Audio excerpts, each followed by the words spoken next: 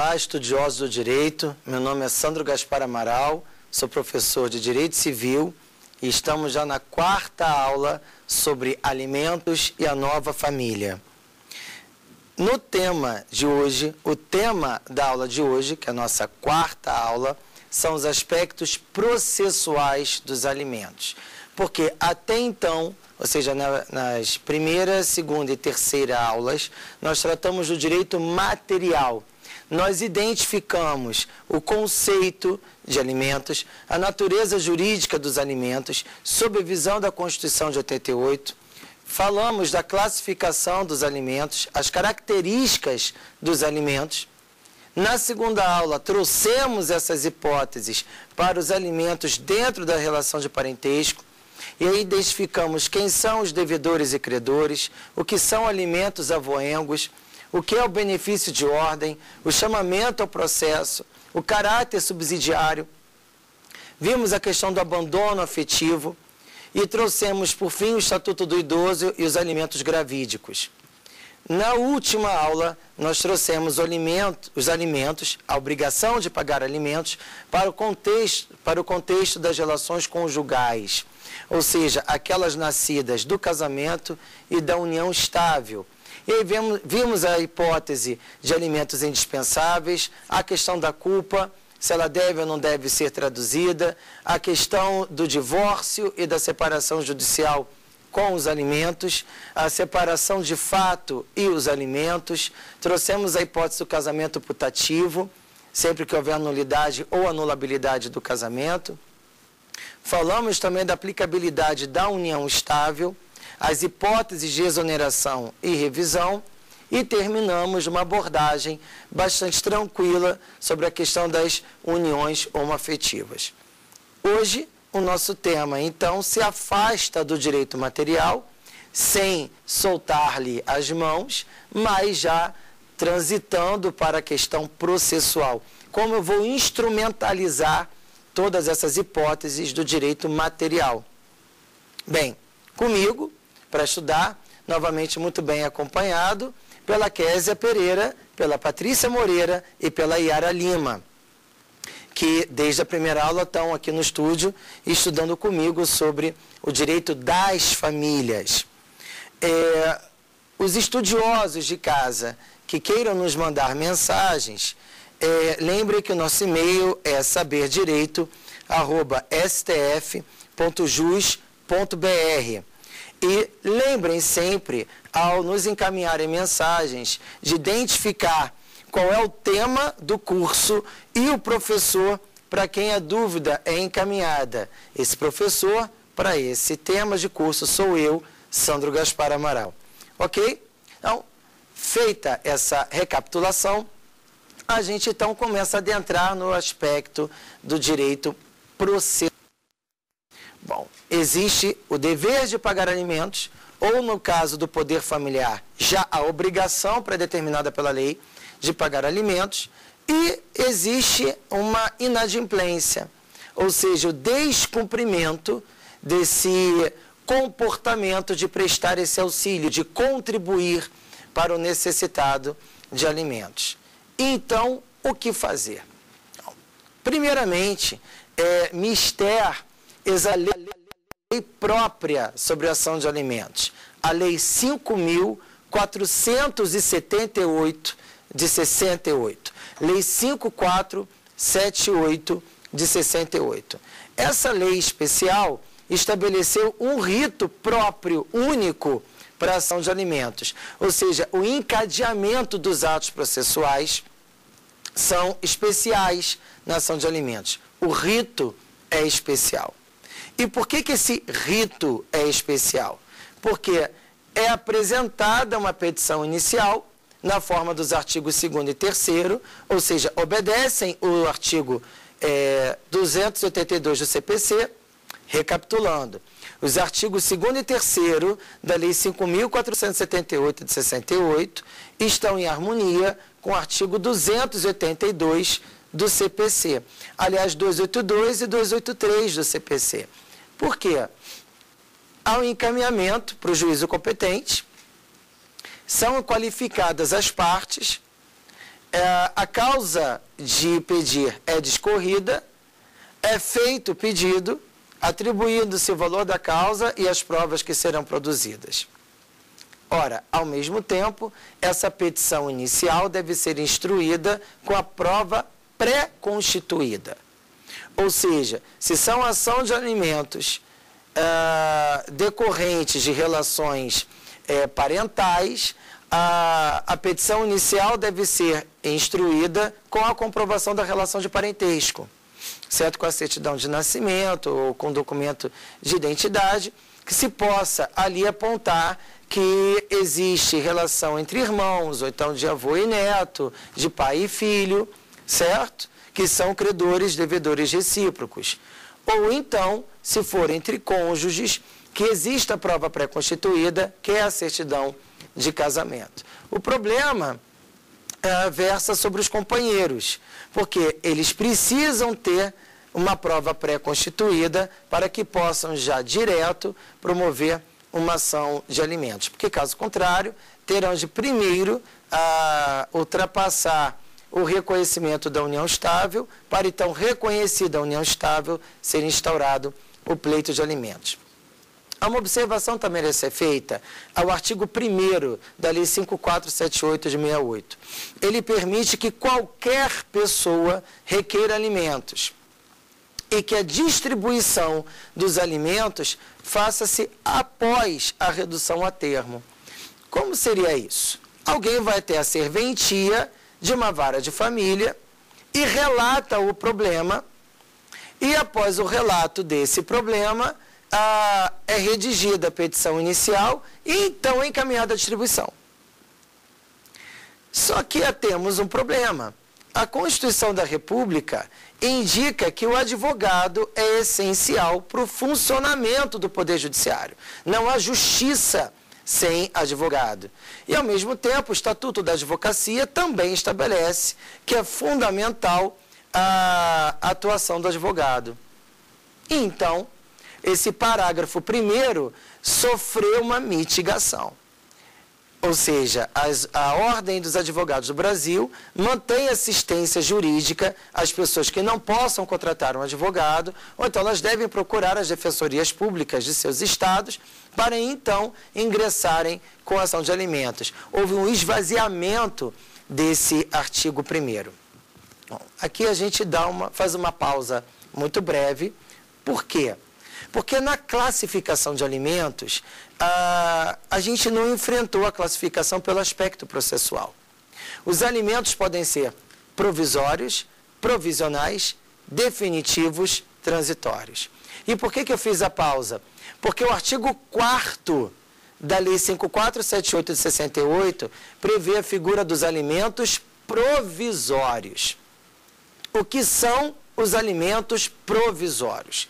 Alimentos provisórios são aqueles que o juiz fixa liminarmente. Ou seja, antes da citação do réu, antes de o réu ser citado, o juiz já defere, já aprecia os alimentos provisórios, ainda que o autor não tenha requerido. A lei autoriza o juiz a fixar os alimentos provisórios, ainda que o autor não requeira. Existe relevante interesse público na tutela do alimentando. E em nome desse interesse público é que o juiz pode e deve fixar esses alimentos, ainda que não tenham sido requeridos pelo autor. E não é só. O juiz não fica adstrito ao quantitativo requerido. O juiz pode verificar que aquele pleito indicou um valor de alimentos inferior ao quanto aquele autor merece. E aí paira então a dúvida, mas o juiz pode isso tudo? Pode. O juiz pode e deve isso tudo. Por quê? Examinando uma petição inicial de alimentos, não só fica comprovada a relação jurídica material que autoriza essa instrumentalização, mas também deve o autor indicar, fornecer ao juiz os elementos de convicção sobre a possibilidade desse réu. Então, por exemplo, Digamos que este réu seja um funcionário público. Esse funcionário público recebe mensalmente R$20.000. E o autor reclamou ao juiz 5% de alimentos. O juiz, verificando os autos, se dá conta que 5% não são suficientes para suprir as necessidades desse alimentando dentro de todas as suas potencialidades, voltando, físicas, psíquicas e intelectuais. Então, ainda que se tenha requerido apenas 5%, o juiz pode ter, não, 5% é muito pouco, 10%. E o juiz, então, pode instaurar de ofício a ação de alimentos? Pode. Não só o juiz, como o próprio Ministério Público também tem esse dever.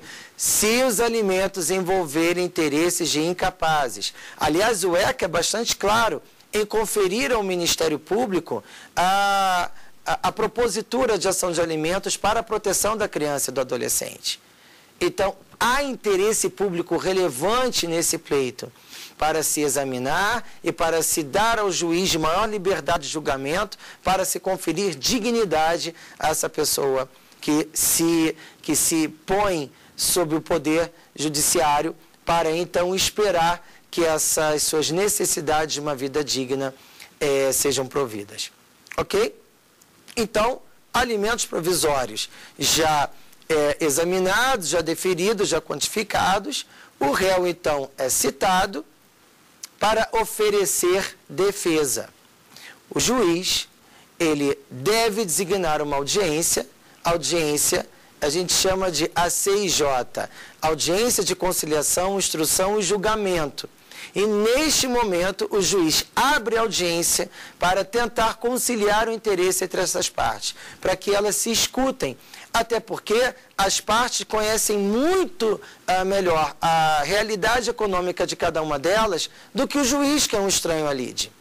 Mas se elas não se mostrarem aptas à composição amigável desse conflito, tem-se início imediatamente a instrução e julgamento e deve o juiz aprolatar sentença ao encerramento dessa audiência.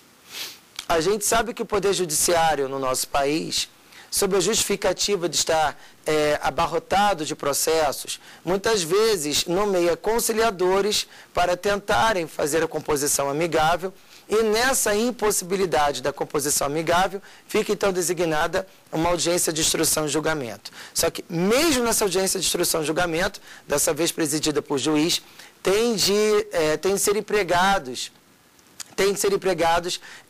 métodos de composição amigável, certo? E por meio dessa composição amigável, evitar que essa lide trilhe caminhos noturnos, caminhos obscuros.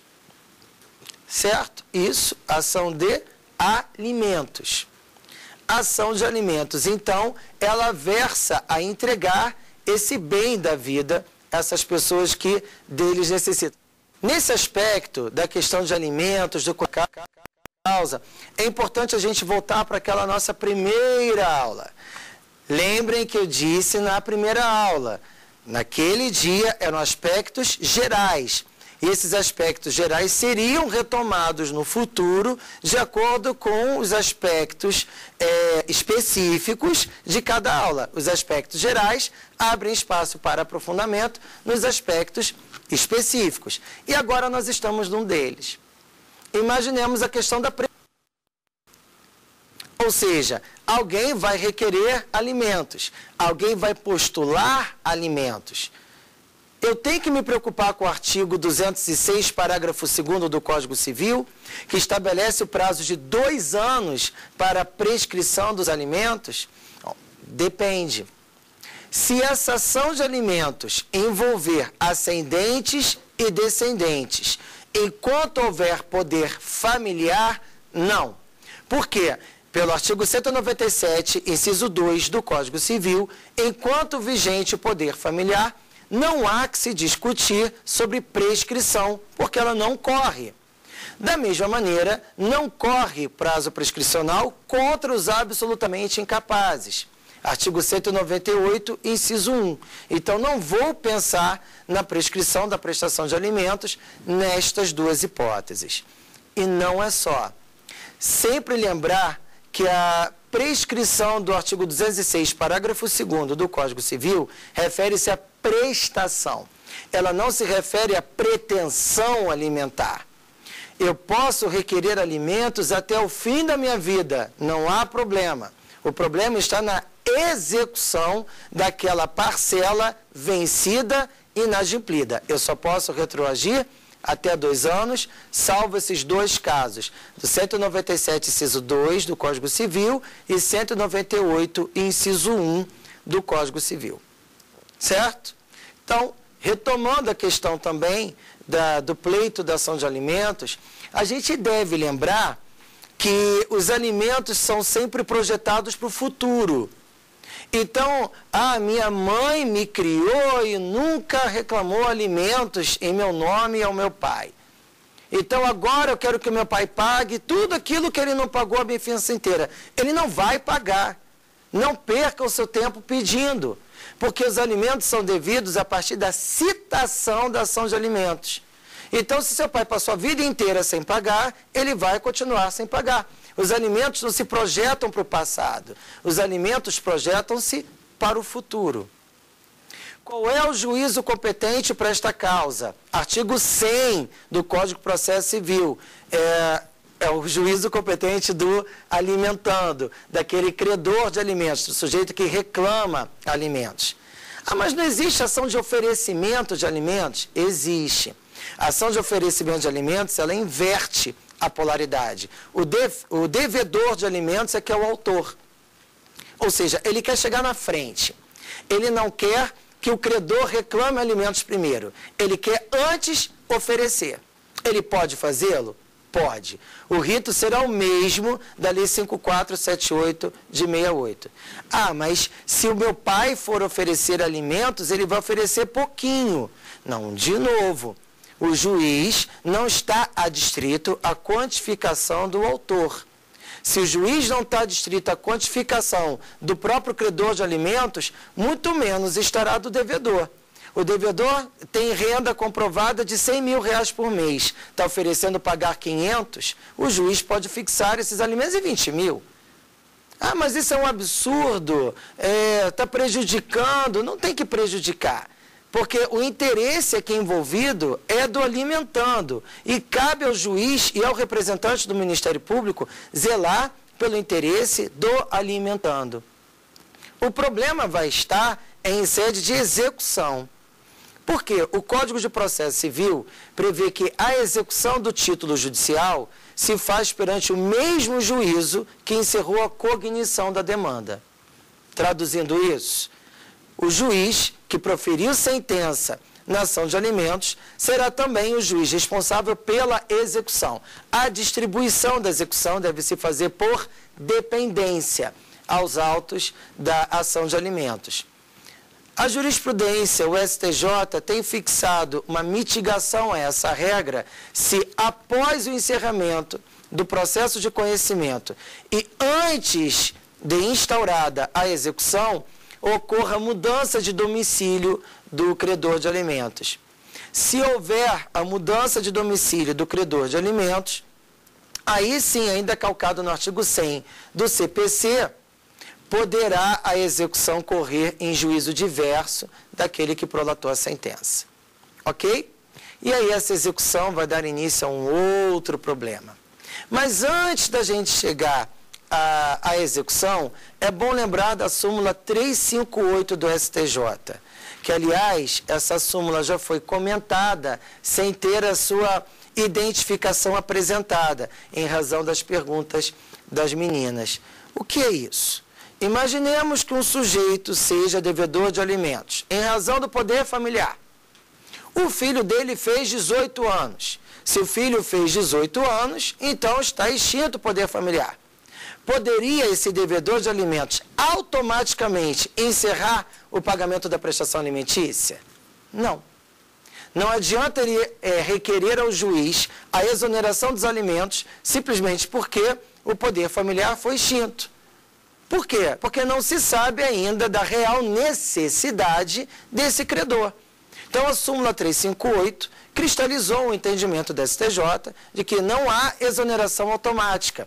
A exoneração sempre terá de ser a conclusão do contraditório e da ampla defesa. Então, esse pai tem de requerer a exoneração. Requerida a exoneração, ele apresenta os seus motivos e deve ser, então, citada a outra parte para oferecer defesa e produção probatória. Imaginemos, então, que este credor de alimentos, já com 18 anos, consiga comprovar que o pai tem possibilidade de prestar alimentos. Note que aqui a história mudou. Se esses alimentos não são mais decorrentes de poder familiar, a possibilidade tem que ser alegada, tem que ser argumento de comprovação. Meu pai pode pagar alimentos. Meu pai pode investir na minha formação profissional. Se este pai pode investir na formação profissional e esse filho necessita dessa cooperação paterna para que ele tenha uma profissão, o juiz então pode determinar o prosseguimento da obrigação alimentar.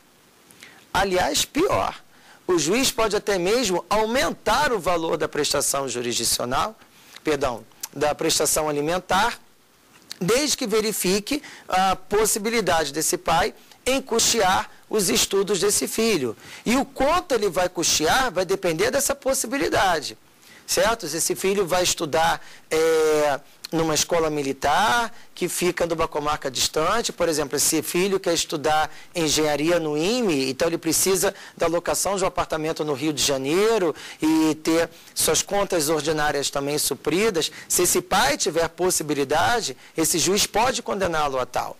Mas se esse pai não tiver possibilidade, ele poderá estar exonerado. Mas isso tem que ser o resultado de uma nova apreciação, de ser garantido o contraditório e ampla defesa dentro desse devido processo legal. Ok? E não é só. É encerrado o processo de alimentos. O encerramento do processo de alimentos pode implicar na interposição do apelo ordinário. Pode implicar na interposição da apelação. Se esta sentença julgou procedente o pleito de alimentos, ou seja, se a sentença acolheu o pedido de alimentos e definitivamente condenou o réu a pagá-los, a apelação somente surtirá efeito devolutivo, não haverá efeito suspensivo. Agora, a recíproca não é verdadeira.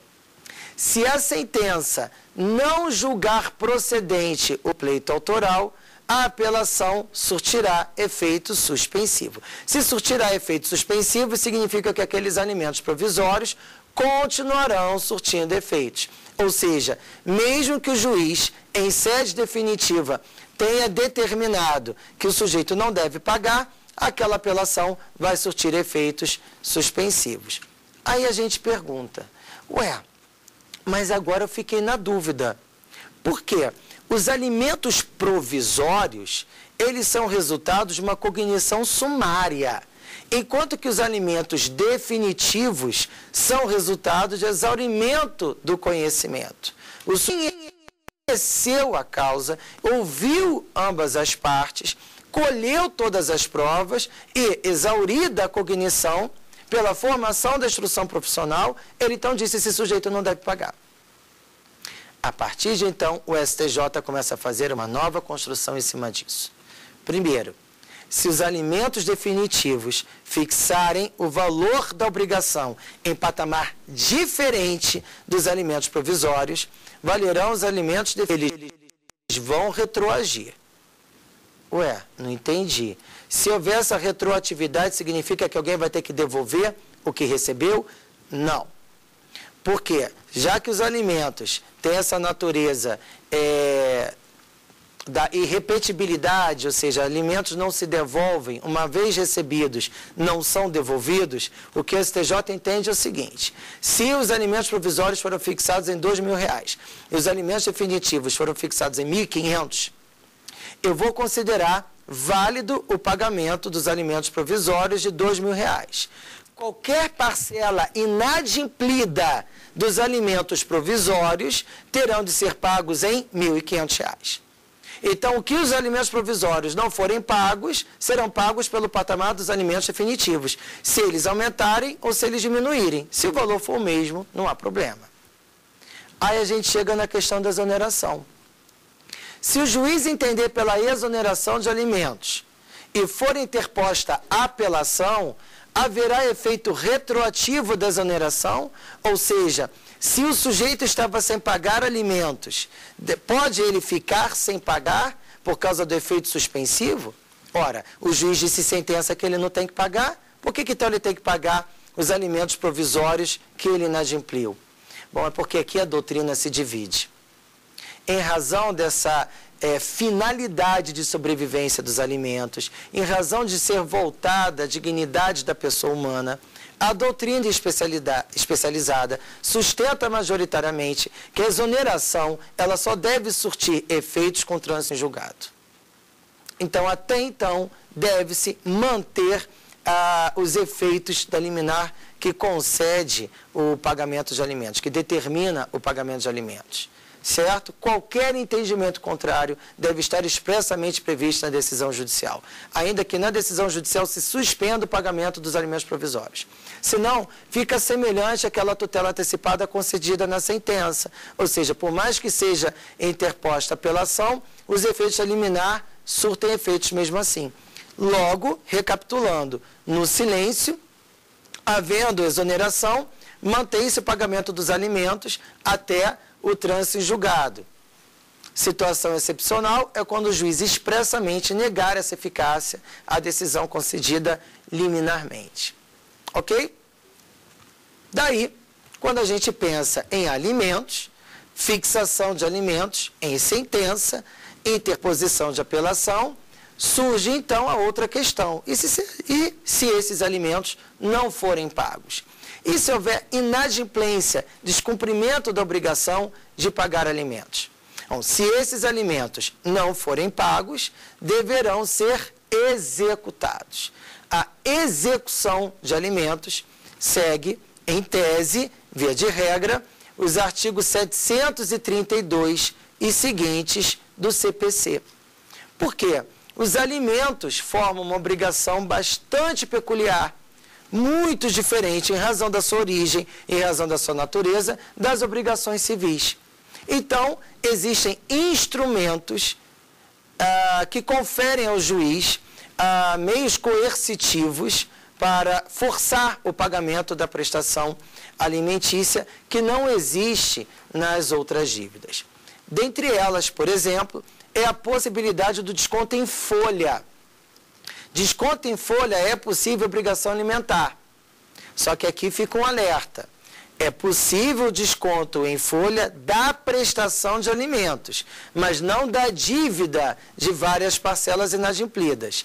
Eu vou aqui executar 14 parcelas inadimplidas, desconta tudo de folha. Isso não se pode fazer, senão se pode comprometer a sobrevivência do devedor de alimentos. Mas em execução continuada, mês a mês, parcela por parcela, isso é possível. Ou seja, não há de se falar de empenhorabilidade do salário diante da obrigação alimentícia. Tem mais. Em sede de execução da prestação de alimentos, é possível também se penhorar o bem de família. A Lei 8.009, no seu artigo 3º, apresenta um rol de situações excepcionais em que se admite a penhora do bem de família.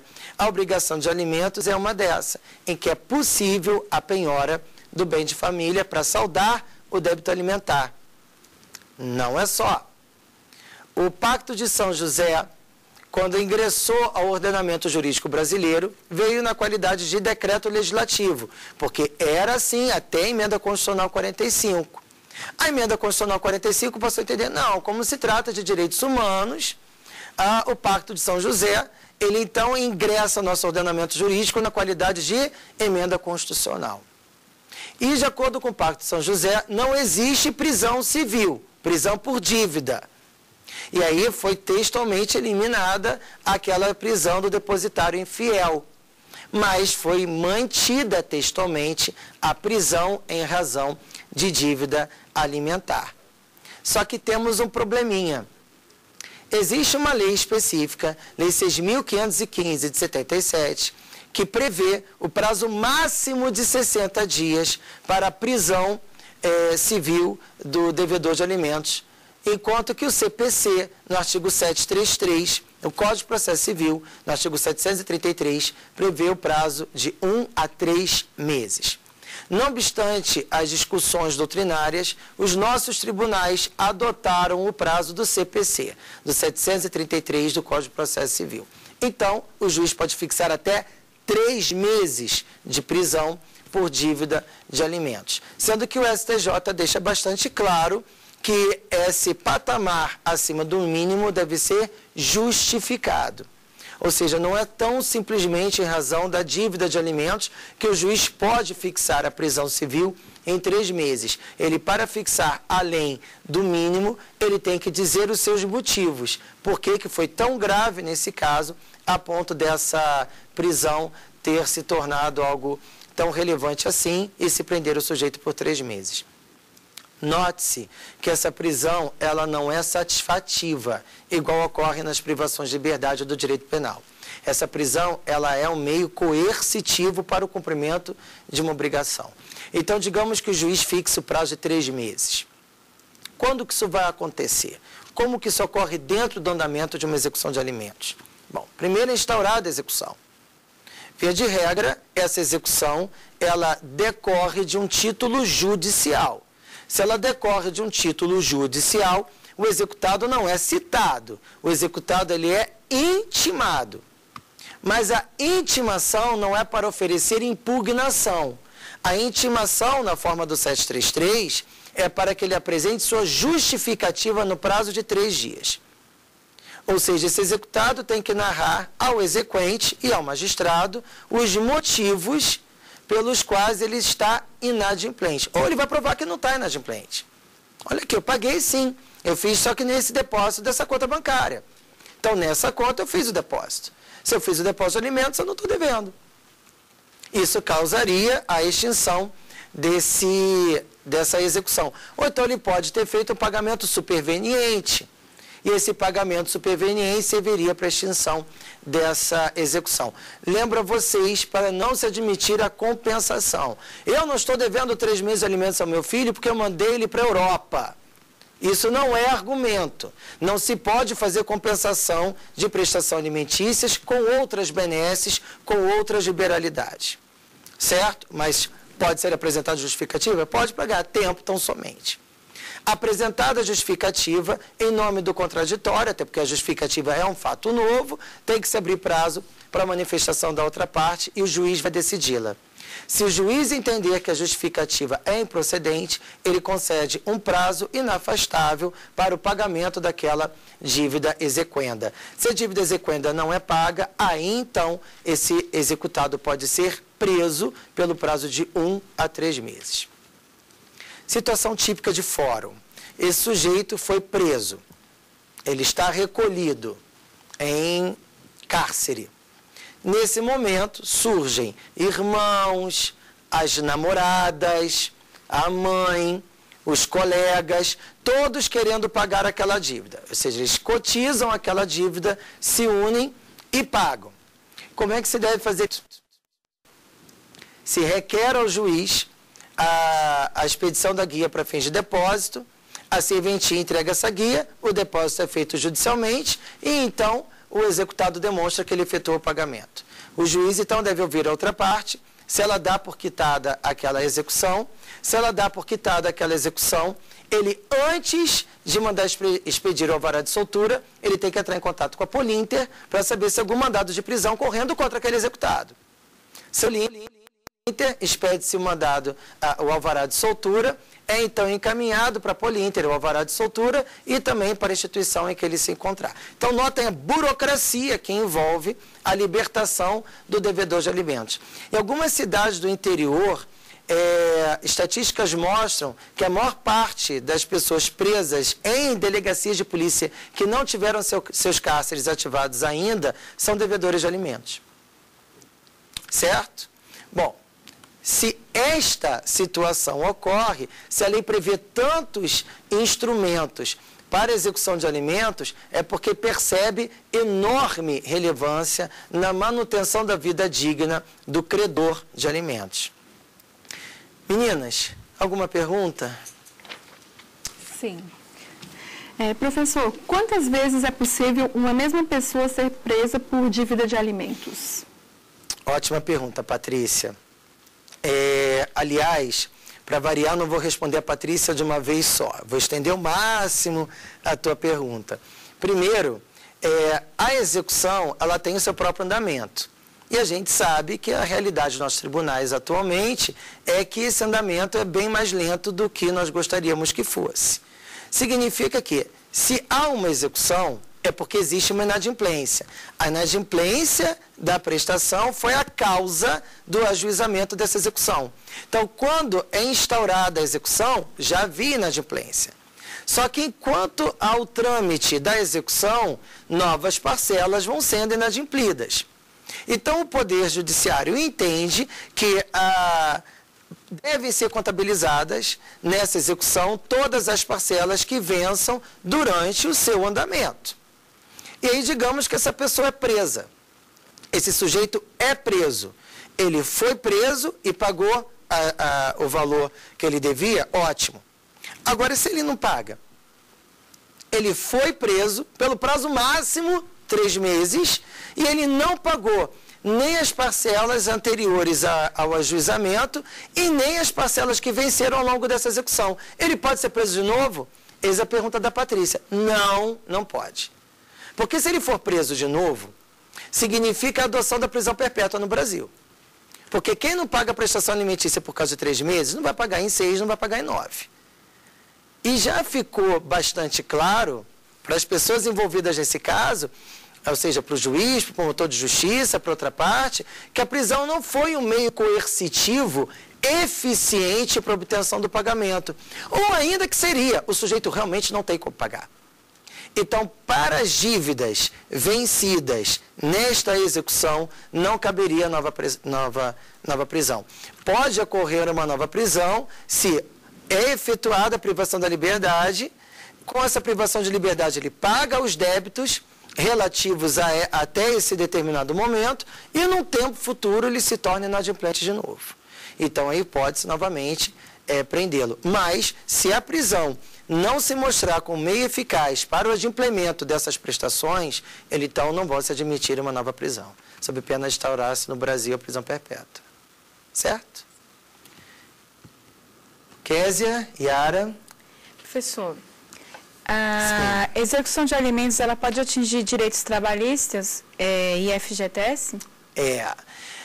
Bom, aí é uma questão para a gente ponderar. A ação de alimentos, não. A ação de alimentos, ela admite o desconto em folha de 13º, salário, abono, gratificação natalina, ou seja, aquilo que compõe a remuneração ordinária daquele trabalhador. Ou seja, ele, antes de receber o valor líquido, aquelas prestações já vêm descontadas. O FGTS não. O FGTS ele não é destinado ao gozo imediato do trabalhador. O FGTS, que é o depósito fundiário, ele só pode ser movimentado de acordo com o elenco do artigo 20 da Lei 8.036 de 1990. Então, neste caso, não. Porém, em sede de execução de alimentos, o STJ tem se pronunciado positivamente. Ou seja, para garantir a tutela específica para o cumprimento da decisão judicial, não se pode atingir PIS/PASEP, FGTS, etc. Mas em sede de execução de alimentos, sim. O sujeito não pagou, entende-se que o débito alimentar, em razão da proporcionalidade, ele deve envolver a maior relevância jurídica do que garantir o tempo de serviço daquele empregado. Então, pode-se admitir o saque do valor correspondente da conta de FGTS. Mas isso é entendimento jurisprudencial, tá? Isso é enunciado não, perdão. Isso são os informativos do nosso STJ. Ok? Tá, eu queria perguntar, é comum um representante legal que tenha a guarda cobrir despesas fixadas para o outro a título de alimentos? Como deveria ser tais quantias executadas. Entendi a tua pergunta. E realmente é uma questão que acontece bastante. Ou seja, o pai não paga alimentos. E ele deveria pagar tanto em dinheiro, mas o colégio e o transporte, o plano de saúde. Então, como ele está inadimplente, a mãe não pode esperar que ele pague pelo colégio, pelo transporte. O colégio até ela espera, mas o plano de saúde ela não pode esperar. E o transporte tampouco. Então, ela mesma paga. Então, ela é uma terceira interessada que cobriu uma dívida do devedor de alimentos. E como ele não pagou, essa inadimplência pode gerar uma execução futura. Só que o STJ entende que esta execução não deverá ser movida pelo credor originário de alimentos. Ou seja, não vai ser a criança que vai executar. Não vai ser o filho que vai executar os alimentos, será a mãe. Porque se ela já pagou os alimentos, ela agora se subroga no lugar de credora. Ela que se torna legitimada para mover essa execução. Só que como não se trata daquele devedor originário, mas sim por uma subrogação pelo pagamento da terceira interessada, ela não tem direito então a requerer a prisão civil. Ou seja, só seguiria pela execução por quantia certa, mas não seguiria pela formalidade especial do 733, que prevê a prisão civil. Aliás, em cima da pergunta da Yara, a doutrina apresenta muitas controvérsias em cima disso. Nós vimos, ao longo dessas aulas, que é possível a fixação dos alimentos em títulos extrajudiciais.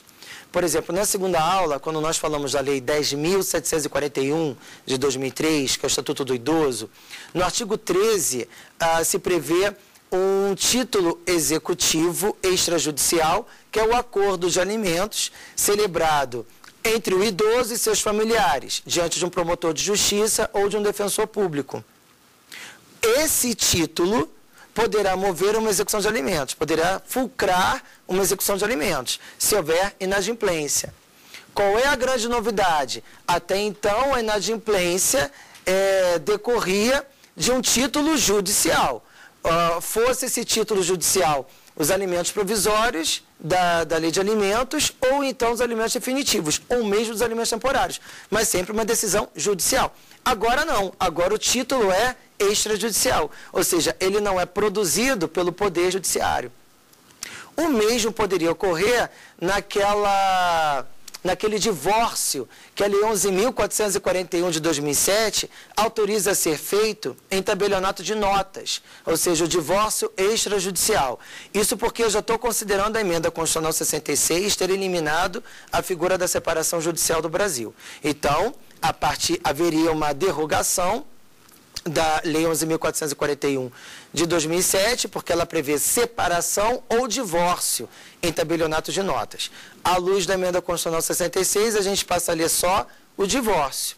Mas se esses cônjuges se divorciam em sede de tabelionato de notas, eles podem, naquele acordo, fixar alimentos entre si, enquanto um vai pagar alimentos para o outro. E na hipótese de inadimplência, o título executivo para fulcrar essa execução será essa escritura lavrada naquele cartório de notas, por aquele tabelionato. Então, eu tenho situações em que título executivo para essa execução de alimentos seria o título extrajudicial. E aí, alguns doutrinadores sustentam que somente são fundamentada em título judicial pode dar ensejo à prisão civil. Ou seja, segundo essa vertente doutrinária, dentre eles, os professores Nelson Rosenwald, Cristiano Chaves, Maria Berenice Dias, não se pode estabelecer prisão civil, que é uma medida extrema, por causa de um título extrajudicial em que não houve participação do Ministério Público e nem do magistrado. Esse entendimento ainda não contaminou os nossos tribunais, não. Alimentos são alimentos. A natureza jurídica é a mesma, a finalidade é a mesma. Então, estou tratando de alimentos previstos no direito de família, então eu trato da mesma dignidade da pessoa humana. Então, deve haver prisão também. Há controvérsia, há discussões, mas as manifestações pretorianas têm pela manutenção dessa prisão civil aí também. Ok? E, aliás, vale a pena a gente trazer a súmula 309 do STJ. Por quê? Quem estuda ou também trabalha no direito de família, passou durante muito tempo movendo duas execuções, quando existem alimentos pretéritos. O que são alimentos pretéritos? É aqueles que remontam a mais de 3 meses antes do ajuizamento da execução. Então, vamos lá, vamos começar tudo de novo. A ação de alimentos foi movida quando o credor tinha 5 anos de idade. O pai se tornou inadimplente quando esse filho atingiu 10 anos de idade. A execução foi instaurada quando esse filho já tinha 19 anos. Bom, se esse filho tem 19 anos, ele que tem que promover a execução. Ele não pode mais estar representado, porque a sua incapacidade está encerrada. Se a incapacidade está encerrada, ele não é mais assistido, não é mais representado. Ele move a execução em nome próprio, pelo valor integral da dívida. Porque se o pai está inadimplente desde há 9 anos, eu não posso considerar o prazo prescricional durante 8. Então, se eu não posso considerar o prazo prescricional até o fim do poder familiar, em tese, essa prescrição só ocorreu por 1 ano. Então, esse credor pode reclamar 9 anos de alimentos. Isso é um fato. Isso ele vai planilhar naquela execução dele e vai cobrar esse valor todo. A outra pergunta que se deve fazer é: esse pai poderá ser preso até pagar esses 9 anos de inadimplência? Não. Não, e nunca foi assim. Por quê? A prisão mantém-se pelas parcelas vencidas ao longo da execução, retroagindo a 3 meses antes da execução. Então, por exemplo, a dívida começou 9 anos atrás, mas a execução teve início em abril de 2011.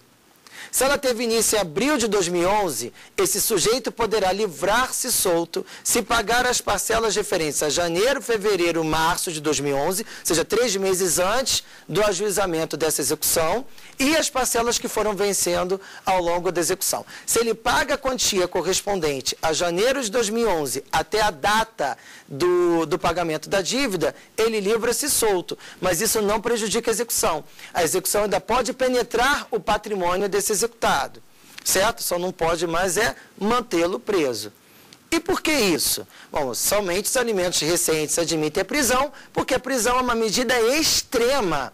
Se a prisão é uma medida extrema, ela só se justifica por aquela pessoa que está há muito pouco tempo sem reclamar o seu direito. Se essa pessoa pôde dormir durante tanto tempo e pôde sobreviver por tanto tempo sem receber a prestação de alimentos, então não há por que manter esse sujeito preso por causa desses 9 anos. Certo? Então, aqui a gente tem que tomar muito cuidado com a questão da prestação jurisdicional no que tange à prisão, porque ela envolve cerceamento de liberdade. Aliás, a gente pode dar um passo à frente nisso. Há julgamentos recentes, principalmente de São Paulo e Rio Grande do Sul, e esses julgados já encontraram voz no STJ, já em próprio informativo, de tornar mais humana essa privação de liberdade. Porque a privação de liberdade não significa que tenha que ser em cárcere, em regime fechado. Ela pode ser em regime semiaberto, ou poderia ser em regime domiciliar. A liberdade está privada. Em tese, via de regra, trabalhamos com regime fechado. O devedor de alimentos ele deve ser recolhido ao sistema prisional, manter-se lá durante o tempo que o juiz fixar e somente livrar-se solto mediante o pagamento dos alimentos que ele inadimpliu. Essa é a nossa regra. Porém, em nome da dignidade da pessoa humana, em nome das circunstâncias que essa pessoa devedor de alimentos pode se encontrar. Por exemplo, digamos que o devedor de alimentos esteja em determinada idade. São aqueles alimentos avoengos, o avô estava prestando alimentos, o avô tem alto poder aquisitivo, mas resolveu parar de pagar. Por quê? Porque ele entende que já está idoso, que sofre de diabetes, que ele mal consegue enxergar, que ele não consegue se locomover bem, que a moléstia dele só se agrava, então ele entendeu por parar de pagar. Ora, uma coisa é uma coisa, outra coisa é outra coisa. Estar sofrendo não significa que o credor de alimentos tenha que sofrer também. O Poder Judiciário entende que a dor do sofrimento deve ser paga por quem sofre e não se transferir ao outro o sofrimento. Ah, vou socializar meu sofrimento. Já que eu não estou bem, ninguém pode estar bem também. Não. Então, se ele podia pagar alimentos e não pagou, se ele não era uma hipótese de exoneração, mas tão somente uma hipótese de autopiedade, ele vai sofrer execução de alimentos normalmente. Porém, ele pode requerer que o cumprimento desta prisão seja feita de um modo diferente, mas digna com a situação em que ele se encontra. E aí o Poder Judiciário, em razão da solidariedade social, do artigo 3º da Constituição Federal, em nome do artigo 1º, inciso 3 da Constituição Federal, pode lhe conceder o benefício do regime semiaberto ou mesmo a prisão domiciliar. Esse posicionamento tem encontrado fortes críticas, porque tornaria ineficaz a prisão do devedor de alimentos nesses casos. Ou seja, ficaria fragilizada a situação do credor de alimentos, porque seria a implantação de uma impunidade para aquele que deixa o outro que está necessitado a sua própria sorte. Ou seja, seria uma maneira de tornar atípico o abandono material, que aliás é considerado crime. Ok? Mas a discussão existe o precedente e ele deve ser trazido para o centro das discussões, porque há aqui um binômio a ser enfrentado, que é o direito do credor à sobrevivência digna e o direito do devedor à sobrevivência digna. Será que uma vida vale mais do que a outra? Será que o sofrimento de um vai resguardar, ou vai melhorar, ou vai abrandar o sofrimento da outra parte? Então, em cima dessas discussões, em cima dessa proporcionalidade, é que deve ser trazida a questão da execução de alimentos também. Certo? Bem, há muitos temas ainda para que nós possamos encerrar esse assunto, mas ainda bem que nós temos mais uma aula. Temos ainda a nossa 5ª aula, porque hoje é só a nossa 4ª aula.